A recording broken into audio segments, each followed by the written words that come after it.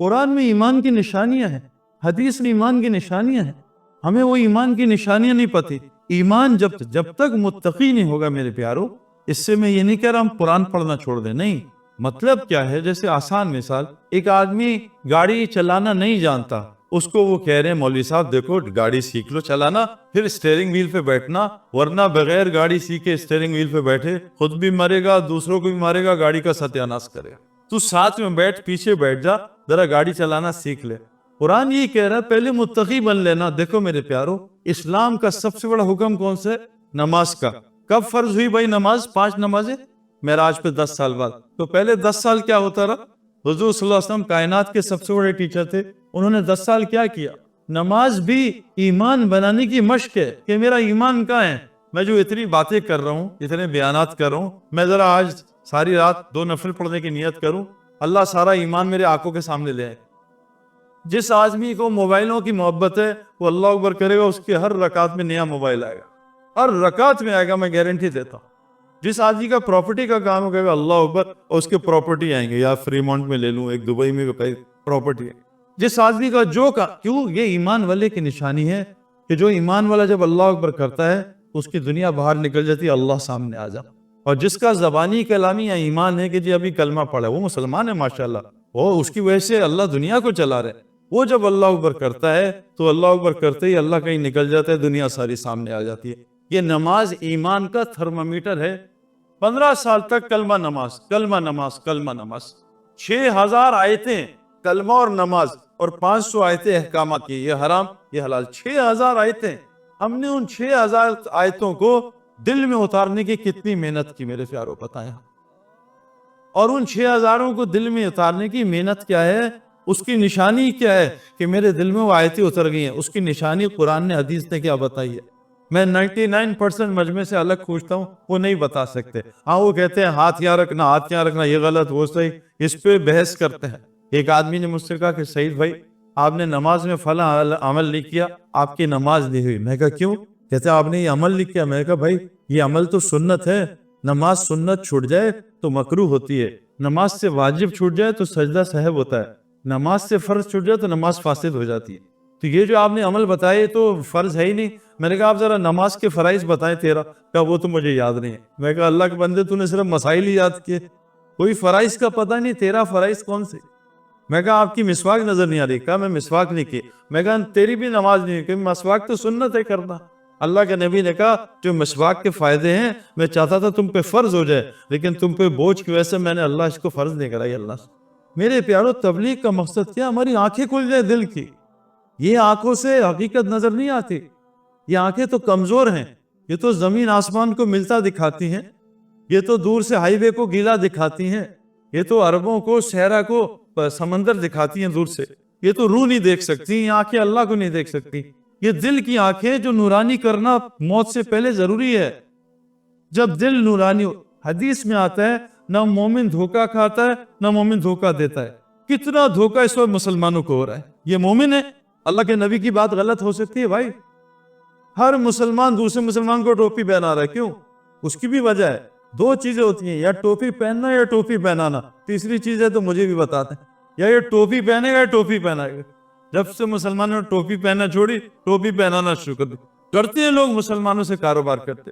میرے جتنے دوست ہیں پاکستان میں جو بڑا کام کرتے ہیں، سارا کاروبار غیر مسلم سے کرتے ہیں۔ کیوں میرے پیارو؟ مومن نہ کبھی دھوکہ کھاتا ہے نہ کبھی دھوکہ دیتا ہے، یہ مومن کی علامت ہے، یہ اللہ کے نبی نے فرمائی ہے۔ تبلیغ کی محنت ہے انسان کے دل کی آنکھیں کھل جائیں، اس کو باطل اور حق میں تمیز نظر آنے لگے۔ آج ہم تقریر سن کے گمراہ ہو رہے ہیں، کیا تقریر کرتا ہے، کیا تقریر کرتا ہے۔ حضور صلی اللہ علیہ وسلم تو 10 منٹ سے زیادہ بات نہیں کرتے تھے۔ موسیٰ علیہ السلام تو زبان ان کی ٹھیک نہیں تھی، لگنت۔ ہارون علیہ السلام کو لیا کہ اللہ یہ بات کرے گا فرعون سے، میں بول نہیں سکتا صحیح۔ اور اولو العزم نبی ہیں موسیٰ علیہ السلام، سارا قرآن موسیٰ علیہ السلام سے بھرا ہوا ہے، 28 پاروں میں موسیٰ علیہ السلام کا تذکرہ ہے۔ اتنا بڑا نبی اولو العزم، اور بولنا صحیح، بولنا اصل نہیں ہے میرے پیارو، بولنا کوئی علامت نہیں ہے ایمان کی۔ ہاں یہ ضرور کہا ہے اس سے بہتر بول کون سے ہو سکتے ہیں جو لوگوں کو اللہ کی طرف بولا، بولو کا کہا ہے۔ ہاں یہ ضرور کہا ہے قرآن نے، جو اللہ کی بات کو غور سے سنتے ہیں اور اس پہ بہترین طریقے سے عمل کرتے ہیں، اللہ قرآن میں کہہ رہے یہ ہیں عقل والے اور یہ ہیں ہدایت کے راستے پہ. آج عمومی مجمع کو اگر کوئی مشہور شخصیت نہ ہو تو اللہ کی بات سن کے نیند آنا شروع ہو جاتا, ایک دم سستی, جمعے میں سستی. کبھی آپ نے کسی کیشیئر کو سوتے ہوئے دیکھا, نوٹ گنتے ہوئے نیند آ گئی. تسبیح پڑھتے بہت نیند آتی ہے, قرآن پڑھتے نیند آتی ہے. کبھی میچ دیکھتے 8 گھنٹے کا کبھی نیند آئی ہو, ایک بال میں جمائی آ گئی ہو, اور نماز میں 15 جمائی آتی. میرے پیاروں, آنکھیں کھولنا یہ ضروری ہے مرنے سے پہلے. تبلیغ کا مقصد کیا ہے؟ ہم اپنے دشمن کو پہچان لیں. اور یاد رکھنا میرے پیاروں, شیطان کے 70,000 نورانی دعائیں دینی, جو دینی دعاؤں سے وہ گمراہ کرتا ہے. نشانیاں ہیں میرے پیاروں, ایمان والوں کی نشانیاں.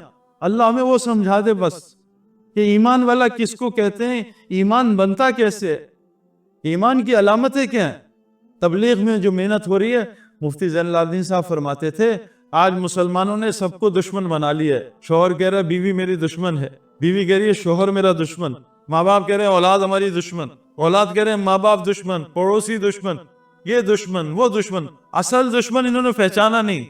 اگر ہم اصل دشمن کو پہچان لیں, اللہ کی قسم اللہ ساری دنیا کو ہمارا دوست بنا دے گا.